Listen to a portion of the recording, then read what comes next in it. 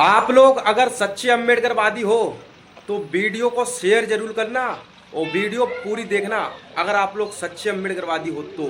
एक काकी का प्रधान है, उसने एक नाजायज गेट बनवाया है।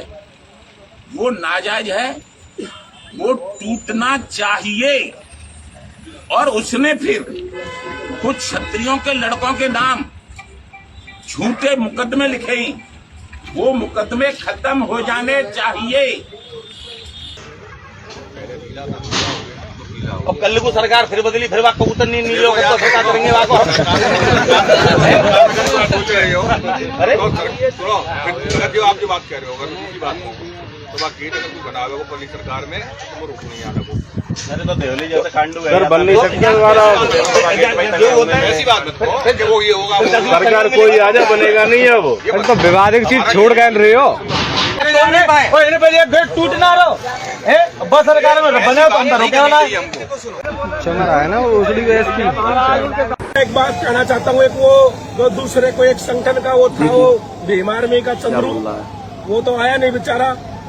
वो आ रहा था मुकदमा करवाने, यादवों का फसाद करवाने, तो हमने तो कहा था तू आएगा जब तो हमारे थे, तू आया नहीं। क्योंकि बोलना बहुत बड़ी बात होती है और सामने टक्कर लेना बहुत बड़ी बात होती है। सामने आज तक हमारे बहन चो कोई आया नहीं, कोई रुका ही नहीं।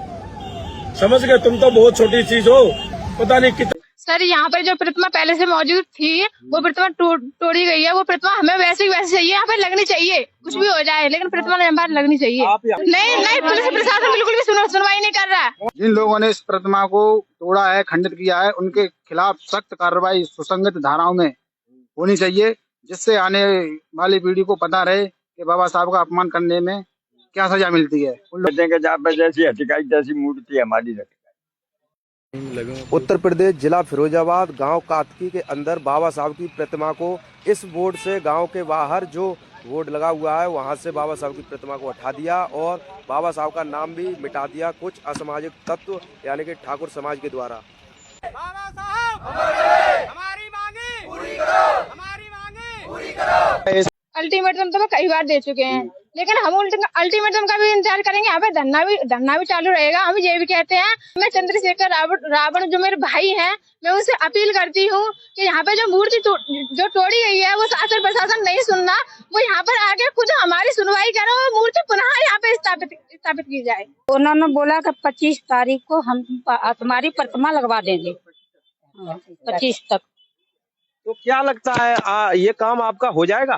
कहा पता है भाव का ना भाव, हमें नहीं पता है।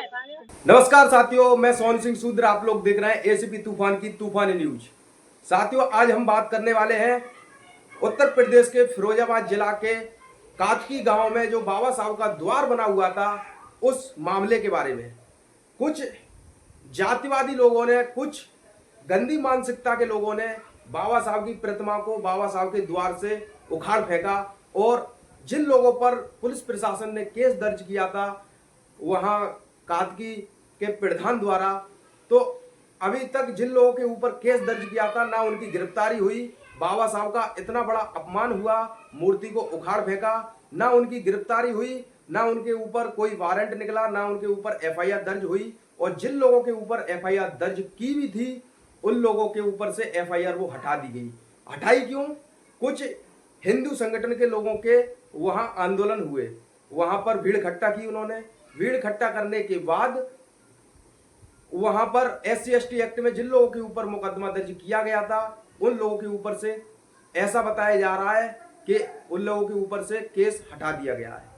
अब जो लोग वहां पर भीड़ इकट्ठा कर वहां पर प्रदर्शन कर रहे थे उन लोगों ने पुलिस प्रशासन को भी गालियां दी, यहां तक कि SP साहब को गालियां दी, यहां तक कि जो पंचायत हुई थी कातकी गांव में, तो कातकी गांव में बाबा साहब के अम्बेडकर द्वार को लेकर जो पंचायत हुई थी, उसको हटाने को लेकर जो पंचायत हुई थी, उस पंचायत में जो उत्तर प्रदेश की 4 बार मुख्यमंत्री रह चुकी बहन कुमारी मायावती जी को अपमानित किया, नीला कबूतरनी बोलकर अपमानित किया, बड़े भाई चंद्रशेखर आजाद जी को नीला कबूतर बोल के अपमानित किया, इस तरीके से अपशब्द बोलकर इन लोगों ने अपमान किया।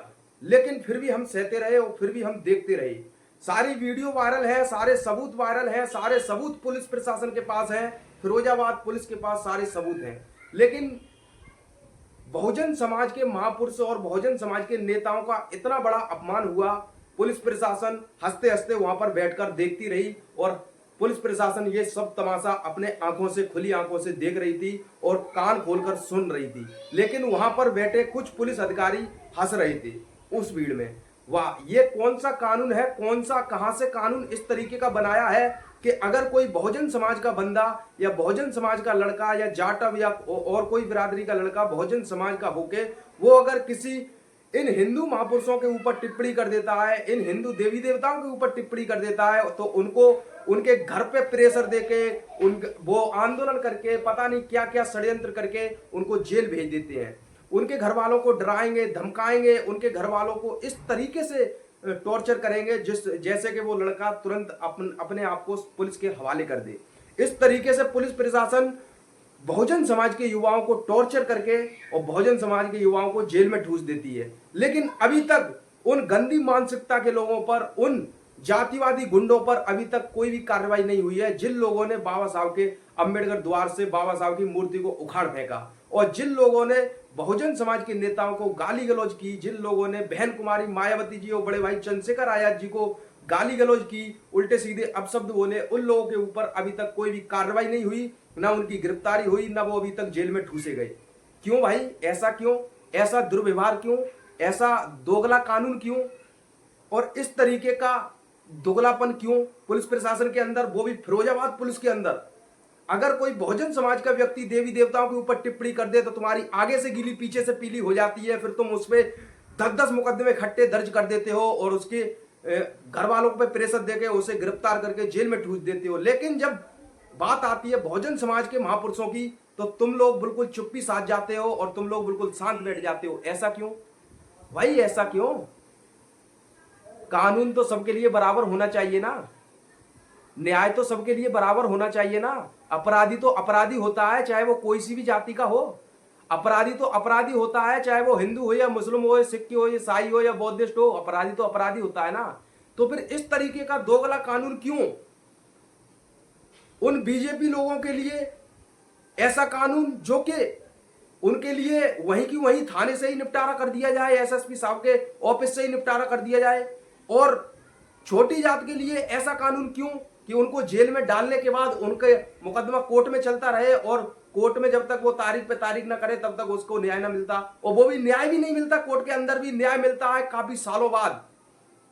देर से मिला हुआ न्याय भी अपराध की श्रेणी में आता है और वो जज भी अपराधी होता है जो देर से न्याय देता है, और वो एसएसपी साहब और जो पुलिस प्रशासन के अधिकारी जो लोग मुकदमा दर्ज करते हैं वो लोग भी इसमें अपराधी होते हैं, जो टाइम से वहां कोर्ट के अंदर नहीं पहुंचते और गवाही नहीं देते और सच्चाई की गवाही नहीं देते, झूठ मूठ की गवाही देकर पोतला बनाकर इतनी इतनी सारी चार्जशीट जारी कर इतना इतना गट्ठा बना देते हैं, वो लोग भी इसमें अपराधी होते हैं। इस बात का ध्यान रखना। एक बात और ध्यान रखना, पुलिस प्रशासन फिरोजाबाद की सत्ता बदलेगी और कानून के अंदर बैठे हुए अधिकारी भी बदलेंगे। कानून वही रहेगा लेकिन कानून के अंदर बैठे हुए जब अधिकारी बदलेंगे उस टाइम हम कुर्सी पे होंगे, हमारे बच्चे कुर्सियों पर होंगे और तुम लोग न्याय के लिए रोडों पर भीख मांग रहे होंगे। उस टाइम हमें कैसा लगेगा सोचिए। अगर उस टाइम आप लोगों के बच्चे हमारी आंखों के सामने पड़ेंगे तो हमें कैसा लगेगा? हम भी देखकर न्याय दे क्या कि ये उस बिरादरी का है, ये फलाने बिरादरी का है, ये ठिकाने बिरादरी का है, इसने हमारे साथ, इसके बाप ने हमारे साथ नाइंसाफी की थी, इसके बाप ने हमें जेल भिजवाया था, क्या इसके बच्चों को भी जेल? क्या इस तरीके का न्याय हम भी करें उस टाइम? क्या यही शिक्षा हम भी अपने बच्चों को दें कि इस तरीके से न्याय करना तुम जब अधिकारी बन जाओ तब? तो न्याय सोच समझकर करो, हो सके तो जिन लोगों के ऊपर फर्जी केस दर्ज हो रहा है उनका निपटारा वहीं से वहीं थाने से थाने हो जाए, वो बढ़िया है। और जो रिश्वत ले रहा है पुलिस वाले, रिश्वत ले लेके छोड़ते हैं थाने से, कहीं 5,000 की डिमांड करते हैं, कहीं 10,000 की डिमांड करते हैं, ऐसी डिमांड करना बंद कर दीजिए। और जिस टाइम जिन लोगों को तुम सता रहे हो वो लोग अपनी पे आ गए और अपने आप को आत्महत्या करने पर मजबूर हो गए उसी थाने में, उस टाइम तुम्हारे थाने की ऐसी तैसी हो जाएगी और तुम्हारी सारे लोगों की आगे से गीली पीछे से पीली हो जाएगी। इसलिए फर्जी केस लगाने से पहले सोच समझकर केस लगाइए। और जिन लोगों ने बाबा साहब का अपमान किया, मूर्ति प्रकरण, मूर्ति को तोड़ा, मूर्ति को उखाड़ा, उन लोगों पर अभी तक कोई एफआईआर दर्ज नहीं हुई है। एफआईआर दर्ज करके उन्हें भी जेल के दर्शन कराइए, फिरोजाबाद की जेल के दर्शन।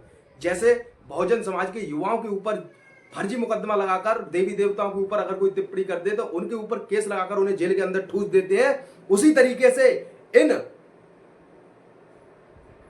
बाबा साहब के मूर्ति उखाड़ रही जिन लोगों ने, उनके ऊपर भी मुकदमा दर्ज कर जेल के अंदर ठूस दीजिए, ताकि हमें बहुत शांति मिले।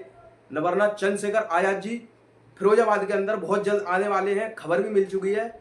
और एक बात ध्यान रखना, जिस टाइम चंद्रशेखर आजाद जी आते हैं उस टाइम अच्छों की आगे से गीली पीछे से पीली हो जाती है, और जो होता है वो तो फिर होता ही है, चाहे कोई भी आ जाए, चाहे यहाँ तक के मुख्यमंत्री ही क्यों ना आ जाए, क्योंकि उस टाइम चंद्रशेखर आजाद जी का काफिला जब चलता है तो आगे से गीली पीछे से पीली अच्छों की हो जाती है और पूरा सिस्टम हल जाता है।